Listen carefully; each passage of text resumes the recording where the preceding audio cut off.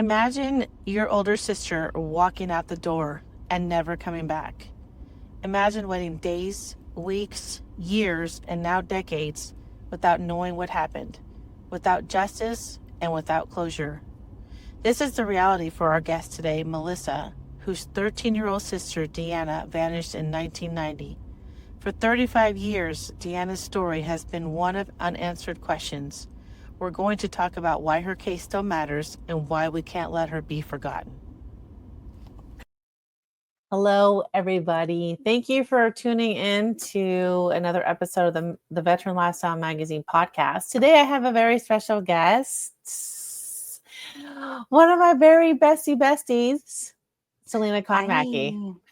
Hi, Annette Wittenberger. Thank you so much. Oh my gosh. So today we're diving into a heartbreaking and deeply personal story that's been waiting for answers for 35 long years. On July 22nd, 1990, 13-year-old Deanna Maryfield vanished from Killeen, Texas, right here. And her case has remained unsolved ever since. The lack of investigation at the time left her family with more questions than answers. And decades later, they're still searching for the truth. So we're honored to be joined today by Deanna's sister, Melissa, who has fought tirelessly to keep Deanna's name and story alive. We were just chatting kind of offline about something I have here that says, when you share your story with someone, it becomes a part of their story too. And I just feel like that is so what Melissa is doing. And as a fellow sister, it just kind of like just hits my heart like to its core. So she's here to share not just the facts about that summer night, but the impact this tragedy has had on her family and the hope that she has for justice that we all want to see. Yeah, so this is more than a missing persons case. It's a call to remember that no missing child should be forgotten. We invite you to listen, to share, and to help keep Deanna's story in the light where it belongs.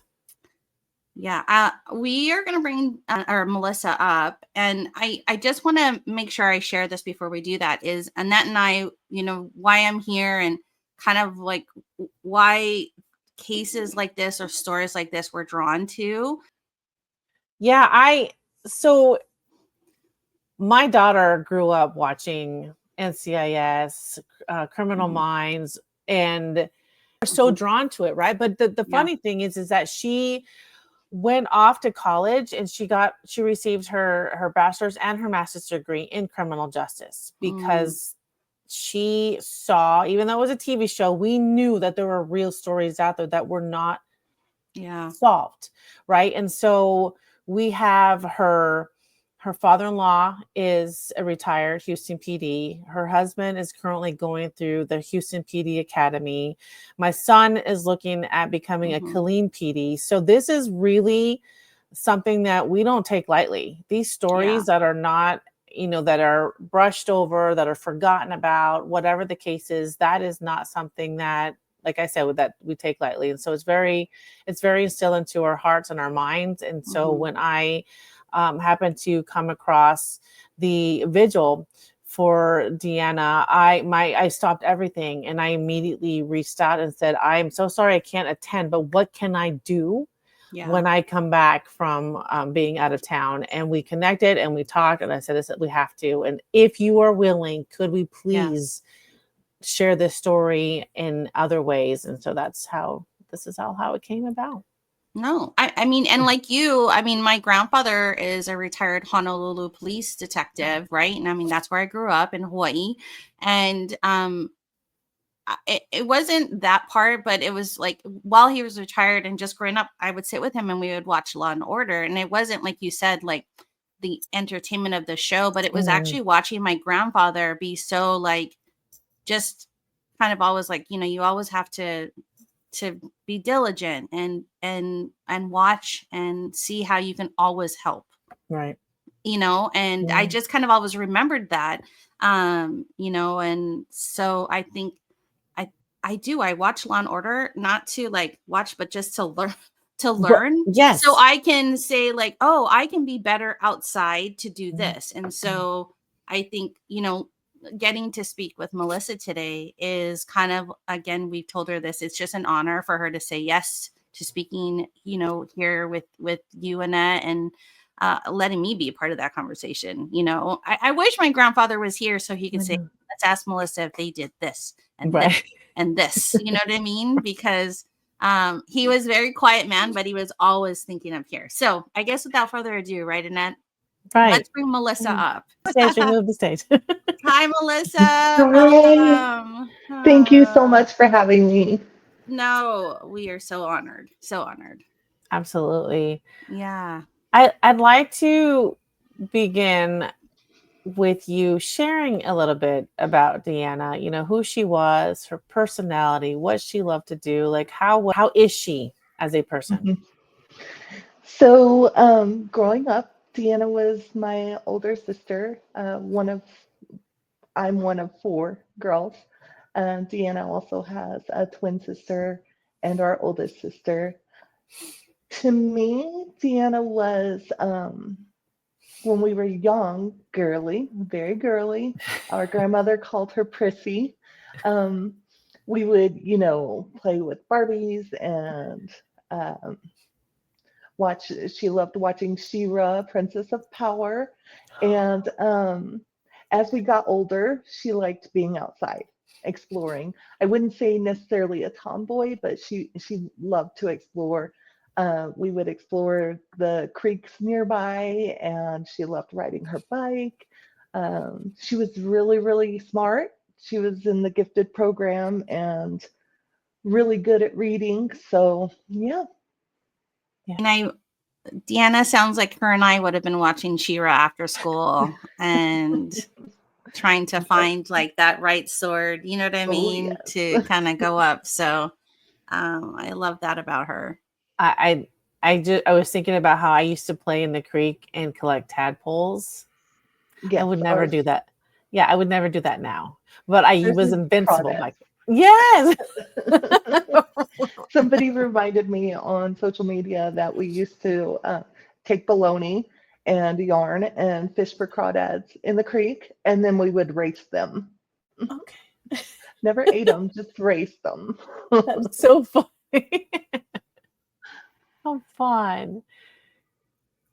Can you walk us through the day that Deanna disappeared? So Deanna wasn't living with me when she disappeared. She was living with our grandma, and they stayed up late watching movies that night. And that was on July 21st. The morning of July 22nd, about 1:30 in the morning, our grandma went to bed, and I guess Deanna snuck out of the house, and then at around 3:30, she knocked on her twin sister's window at our uncle's house, which was on Dimple Street. So it was only about 2.5 miles from where our grandmother lived. And they had a really quick conversation before our uncle woke up and kind of Deanna left. And she left in a brown or bronze four-door car with two white or Hispanic males. At that time, what did the authorities say? What did they tell your family? What were they thinking at that moment when she disappeared? So when our grandmother woke up on the 22nd and found that Deanna wasn't there, she called our mom, and then she immediately went to the police station. And Deanna's case, unfortunately, she was filed as a runaway case. She hadn't ran away before. She didn't leave a note, and she didn't take any of her personal belongings, which at that time, she was 13 years old, and we had been shuffled through different relatives.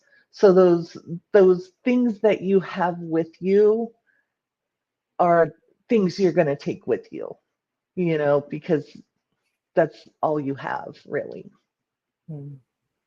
Yeah, so they, filed her as a runaway, and there wasn't a whole lot done at that time. Mhm. What your grandparents, I mean, was there support in trying to make it so that it wasn't a missing, like, you know what I mean? What kind of support did your family get?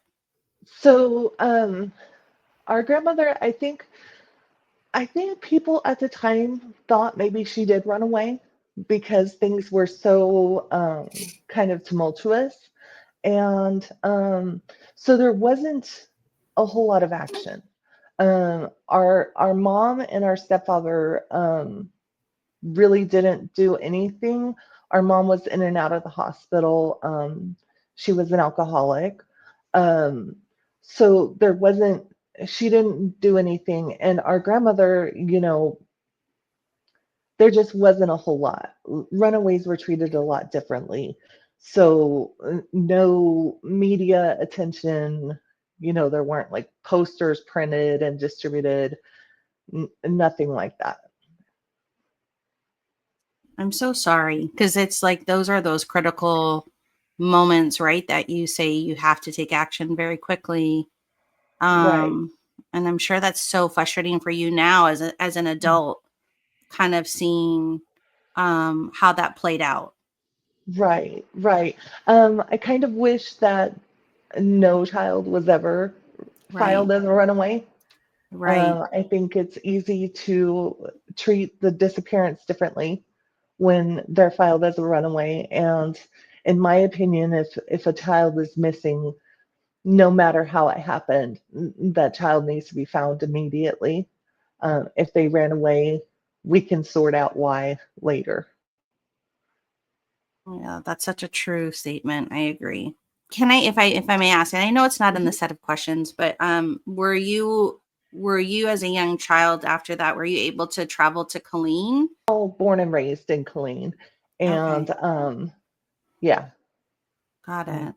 So, I mean, you were in school. Were there mhm. conversations going on with friends, or you know what I mean? How was it for you at your age?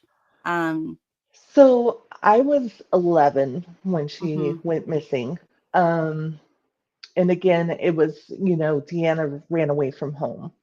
That's basically anytime I tried to broach it, she ran away. She didn't want to be there.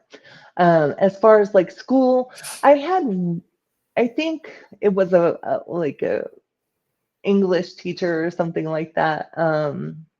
Because I went into sixth grade after she ran away, and I had written something about it. So she would occasionally ask me if she had been found or anything. That was it. Yeah. No, I'm just trying to kind of get my head around like how it was for you, kind Mhm. of with that. You know what I mean? And so, thank you for sharing that. Yeah, I think, I knew something was wrong, whether it be that she ran away or I knew my sister was gone and it didn't feel right. And yeah, but it also wasn't something we really talked about at home. I mean, there is a question that we did, check with you, and I'll ask that. Did you ever feel that the case was dismissed or not taken seriously? Like, having all these Absolutely. things said, right? Yeah. Absolutely. So, obviously, in 1990, she was reported as a runaway. Unfortunately, even now, when children are reported as runaways, there's not a whole lot of investigation that goes on with Killeen Police Department, just because they have so many um, runaways. But yeah, um, I didn't feel it was yeah, it was kind of dismissed then. Our grandmother, apparently in 1993, somebody called the Killeen Police Department and said that Deanna was back home. So they closed the case, um, and they didn't like verify or anything. They just closed the case, which again, even now is still common. Um, so when our grandmother found out in 1995, she had the case reopened. And Killeen Police Department basically, due to a lack of information, they closed it again. almost immediately. So it wasn't until 2007 that I was able to get the case reopened, and there was some investigation then, but it was still kind of, I want to say, investigation light. Um, they were still kind of operating under the assumption that she had left and she was probably out there somewhere. Um, when they couldn't find her out there somewhere, it kind of died down again. What did this do to your family? I mean, it's just like open, close, and you guys are just trying to figure out what to do, and then you have to live your own life. So how does that change the dynamic between your other siblings and family? Yeah. So, I mean, unfortunately, at the time that she disappeared, our family was already very dysfunctional. There was abuse in the home, and that's how she ended up at our grandmother's. Um, and our mother was an alcoholic, so it was already dysfunctional before she even went missing. After, it was kind of still dysfunctional, but business as usual. Um, and so it didn't, it affected us personally, but again, we didn't share that with each other. It just was not talked about. So until, the case was reopened, I think in some ways it didn't affect the dynamics of our family. Okay. I think now, as adults, our mother passed away in 2002, and I haven't talked to our stepfather since 2006. Um, but as far as us sisters and the extended family, um, it's changed the dynamics more now, I think, than it did when we were younger, just because at this point people are like, you need to just let it go. If there's not really a whole lot we can do, and I refuse. I refuse. So there is, like, some tension sometimes and things like that between family members, because I'm like, asking all these questions and nobody really wants to answer them. So I'm like, what's wrong with y'all? Like, and things like that. So it does cause some tension. Yeah, absolutely. How have you personally found ways to cope with the grief, the uncertainty, and obviously you still have to live your life. So how do you handle all that? So I think for a long time I was just like a lot of people in my family, just kind of in denial, and you just push it to the back, and you bury it, and you try to, just pretend it's not going on. But I realized that nothing was going to change. We were never going to know, and Deanna would never have peace if I just pretended it wasn't there. So the ways I cope with it now, I think, advocating, not just for Deanna, but for all missing, especially runaways, um, and therapy, of course, and just trying to get answers, because I just I'm one of those people that if I have a problem, I don't want to just talk about the problem. I want to do, I have to try and fix the problem. Well, I just want to say, like, I'm glad. Thank you for not giving up, right? Thank you for not listening to the voices that said to you, Melissa, like, don't, why? Just let it go. And I think that just is a big testament to you, and the love that you have for Deanna. And, obviously that is your driving force. You know what I mean? So I just really want to make sure I acknowledge that, because I just think it's, that's that's how you keep this needle moving forward to hopefully some resolution in some way, right? Is by continuing to be Deanna's voice. And that's like the torch that you're holding, right, Melissa? Yes, basically. Yeah, I would say the love for her has definitely kept me going because Mhm. I think there are times when I have had to walk away, raising children and things like that. But I always come back to where is Deanna?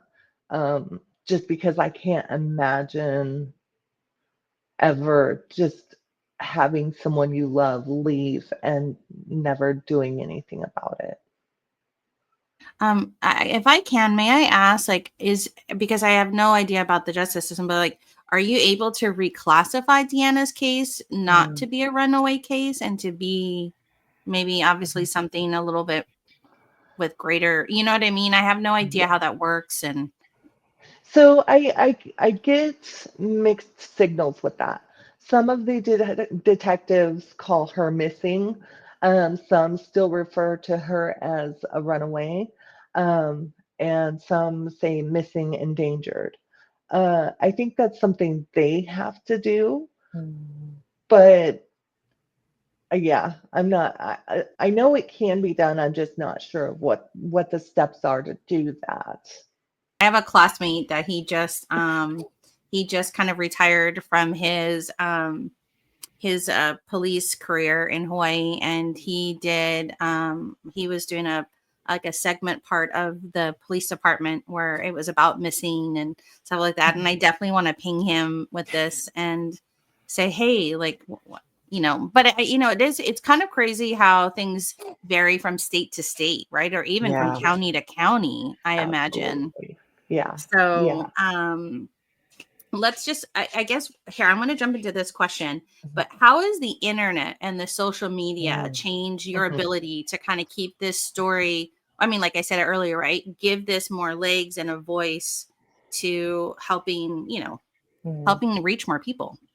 Right. Um, so when I originally had, when the case was originally reopened in 2007, I, started like a Facebook page and a MySpace page, and the internet was still, especially social media, kind of like the Wild West. Um, so um, it was pretty wild back then and not super helpful. I think the thinking has changed now.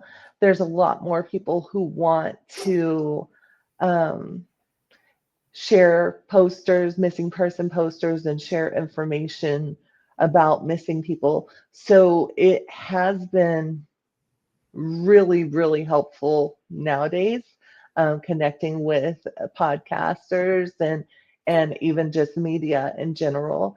It's really helpful.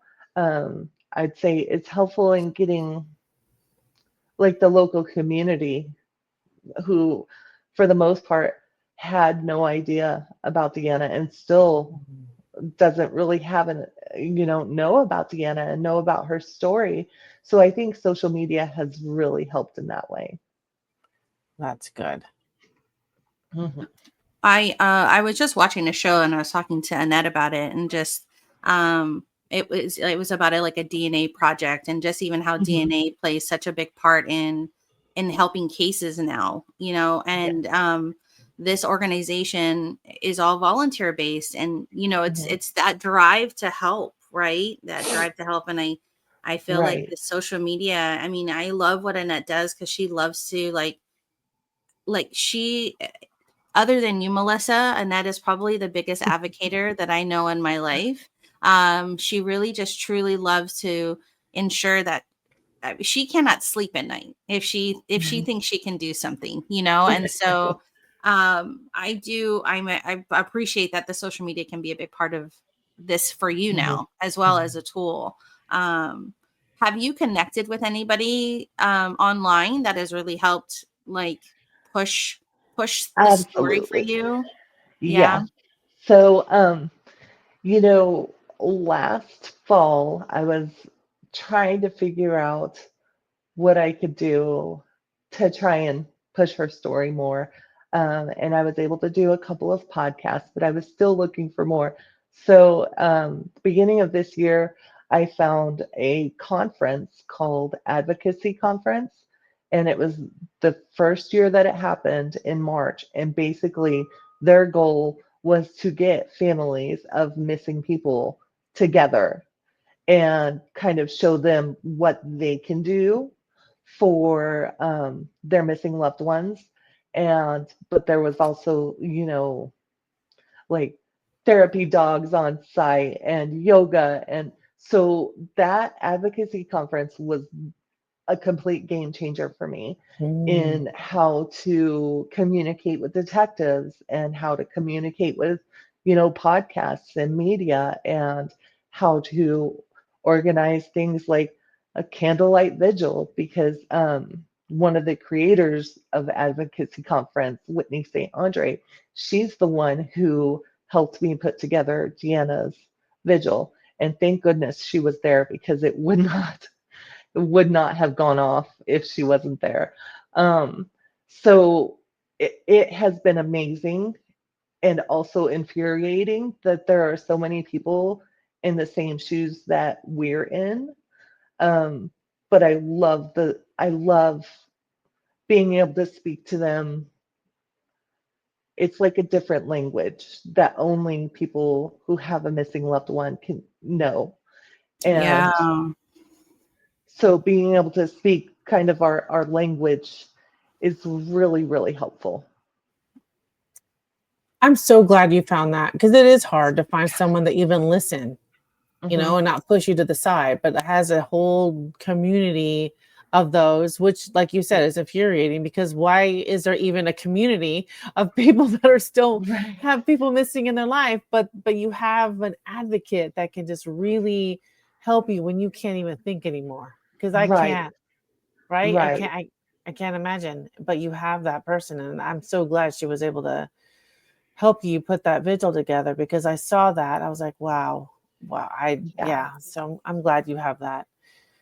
Yeah. It's really been helpful. And, not just them advocating, but them kind of teaching us how to advocate for our loved ones too. It's Hmm. really, it's really empowering. It Yeah. really is.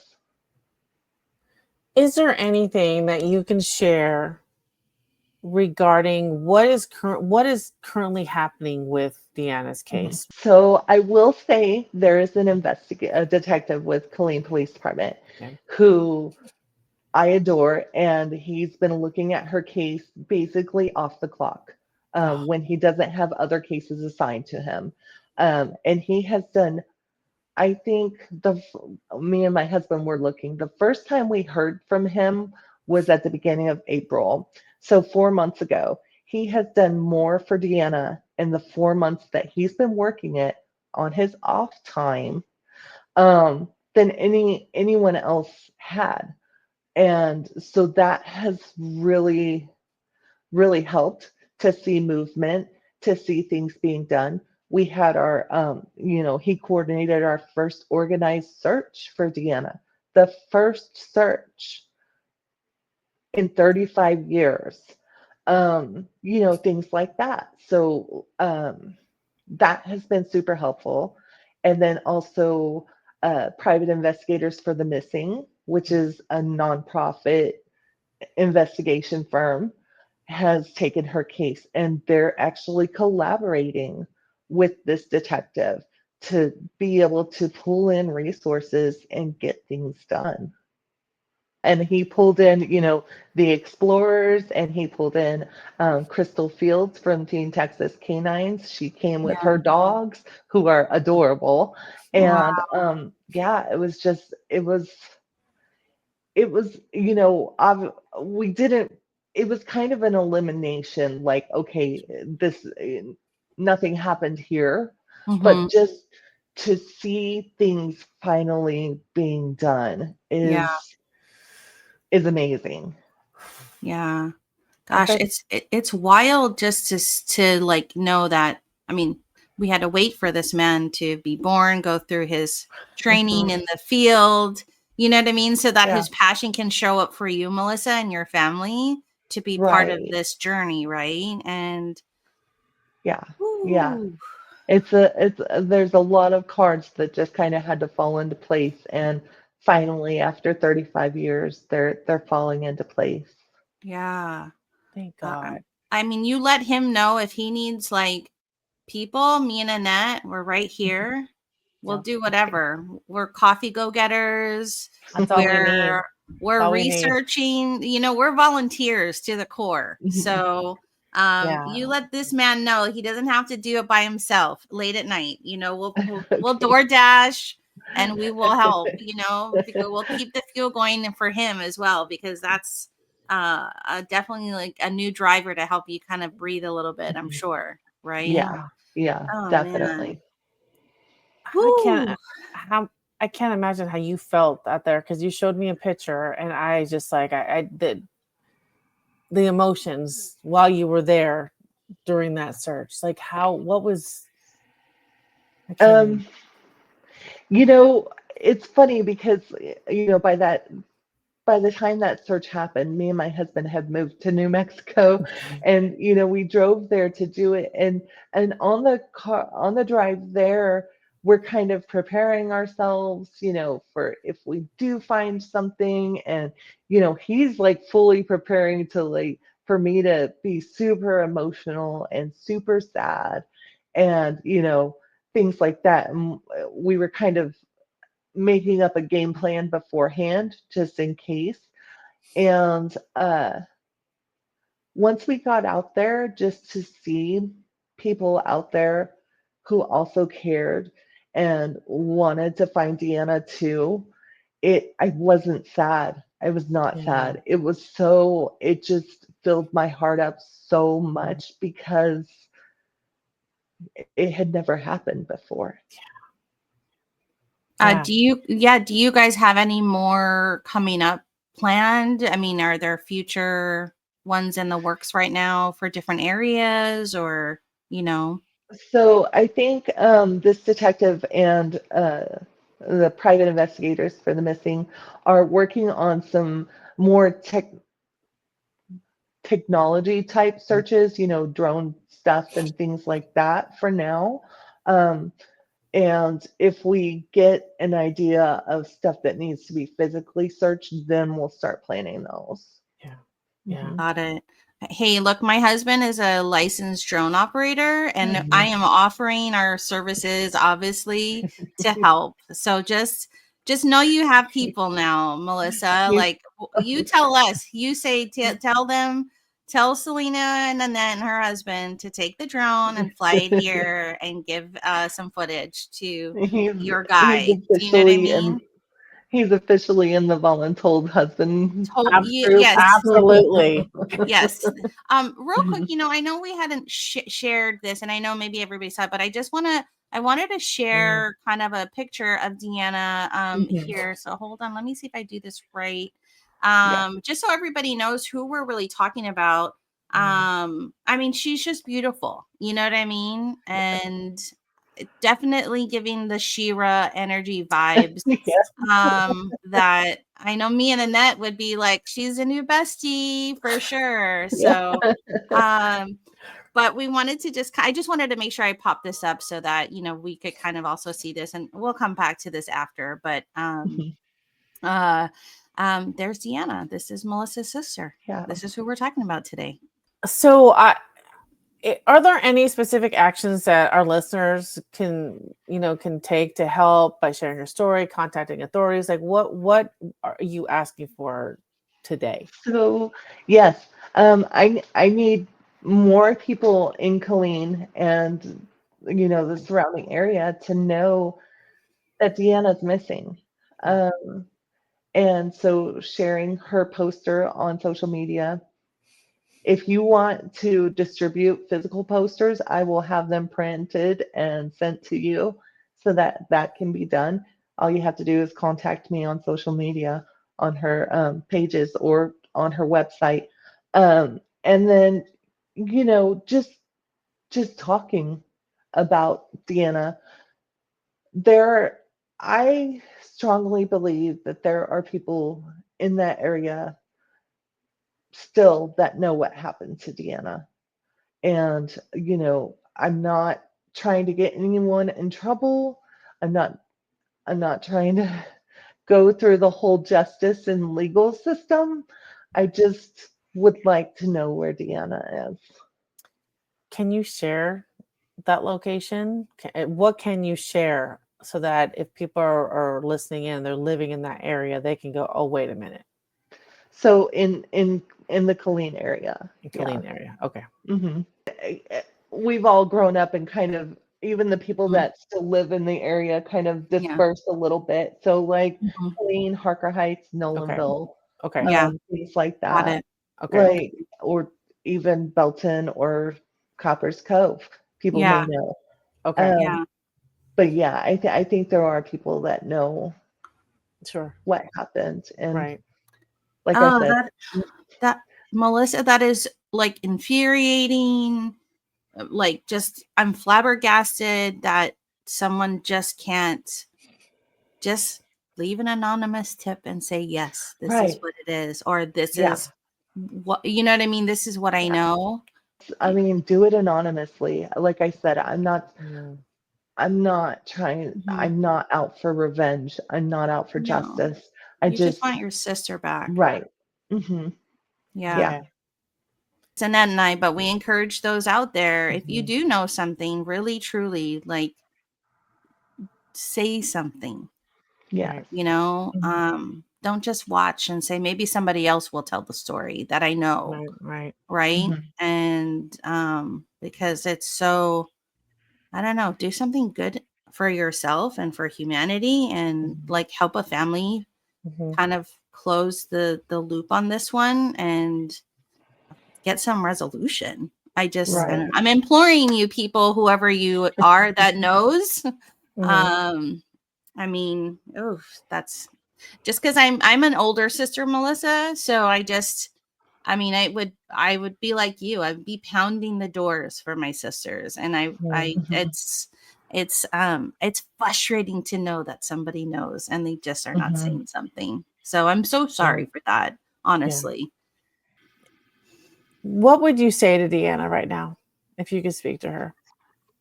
If I could speak to her, if she was like face to face, I would, I- and I guess even if not, I would say that I'm sorry that she had to experience what she experienced as a child, and that she didn't deserve any of it, and that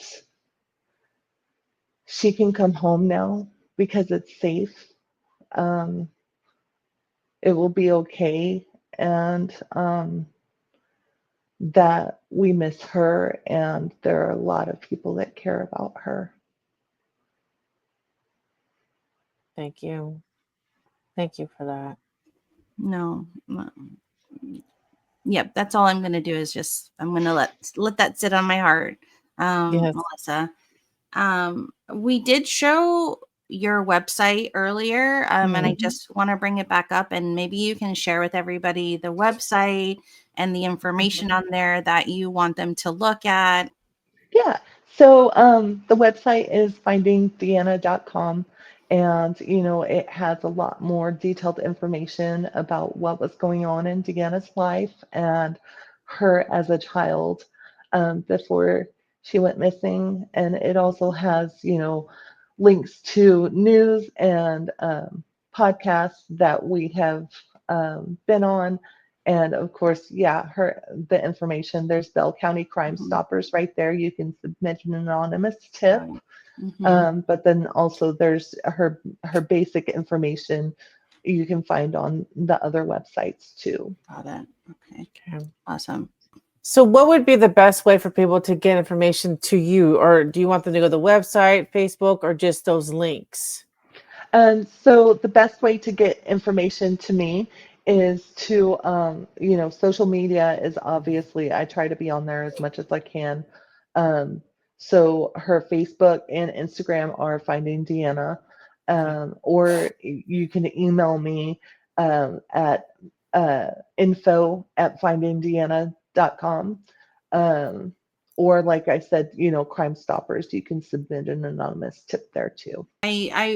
I just want to say thank you again, Melissa, for being here. And again, I think just as a fellow sister, and Ed also as a sister, and just kind of really advocating and not giving up on her, you know. I think that's just, again, a true testament to your character of how fantastic you are as a person. Because it takes a lot, right, to do what you're doing emotionally, physically, all the things. Yeah, yeah, it does take a lot. It's easy to bury your head in the sand. And I can understand why some people want to do that if you don't have the support system there. For me personally, I just can't imagine, and it's hard for, yeah, it's hard to not do it. And I will keep doing it until we have answers for Deanna. And Yeah. even after that, I'll do it for other people or until I'm dead. You mentioned you have children. Are your children old enough to be part of like your efforts right now, or they're not at that? Oh, they are. Yeah. Oh, fantastic. So we have a son that's 25 and a daughter that'll Oh, be 21 next month. So yeah. yeah, my son actually went, Colleen Police Department did a ribbon hanging for National Crime Victims or Violent Crime Victims Week in the spring. So he was there with me for that, and that was also the first time I sat down with the detective. So Yeah. it was super Oh, helpful having him there for that. And then yeah. our daughter, she's in the military, but Wow. she does, like, she came for her vigil and things like Yeah. that. So yeah. Oh, thank her for her service from Annette and I. Annette's a Yeah. retared veteran, and so that's also a lot of sacrifice, you know. Yes. So We were saying something earlier about, it takes such courage and strength. And I'm thinking about when we were raised, we're all about the same age. yeah, And in the 80s, we don't talk about things, everything's kept inside the home.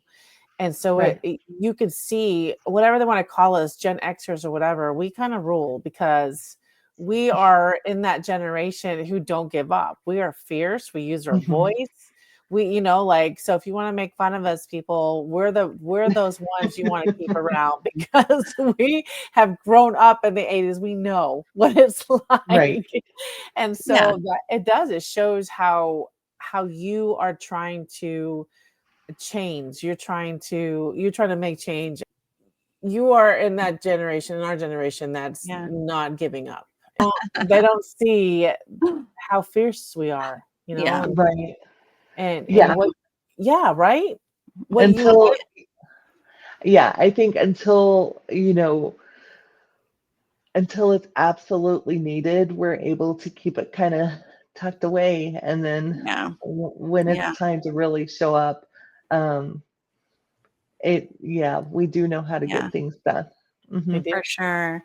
I will say this too as a kind of a last plea, just because it does make sense. Like I think about my mom and her generation and how they are like, don't get involved, just Hmm. let it alone. And so my mom is in her 70s, and I really want to encourage the adult children to speak to their parents also if they know something, and tell them this is an age where people do talk and that it is Right. okay to get involved. And speaking to our generational thing, um because now we can speak to our parents in a more like, obviously be respectful, but just, encourage your elderly parents, right? Right. To speak up because that's hard for them too, I imagine. So Yeah. Yeah. Melissa, thank you again. Like, Yeah. I really do. I'm very inspired to kind of, do what we can, Annette and I, so I hope we stay in touch, and I hope we stay connected, and, Mhm. offer whatever we can, Again, caveating on what Selena said, thank you so much for still doing what you're doing, because not everybody can continue the strength to have what you have. So Thank it's you. a lot. Is there anything else you would like to tell our audience, that could, help you in any way? Is there any information, any tips, anything at all? Um, Really, mostly I want to thank y'all for getting her story out there because it is so important, for the local community in Killeen to know this happens right in our neighborhoods. And then also I think it's important to remember that when Deanna went missing, I was 11. She was my big sister. Now I can say without a doubt, Deanna was a child. She was a baby. And maybe I've talked to some of her friends, and um, they were all teenagers at that time, but she was a child. She was 13. Yeah. So I think it's important to keep that in mind, Sure. especially for people who may know something. Think about your children and what you would want to see happening. Right. Mm-hmm. Absolutely. No, thank you so much. Thank you. And do you want to take 1 minute to show a little clip really quick to thank our sponsors for helping us to make this happen? So, okay, thank you. And now we would like to thank our sponsors: Sea Waves, Millspouse Transition, Sales Platoon, Mill Space Books, Mountain Up Cap Company, Maxwell Soaps, A Wild Ride Called Life, Bunker Labs, Shield of Sisters, the Utah Veteran Business Resource Center, W Brand Publishing, and Hauli Socially Inspired.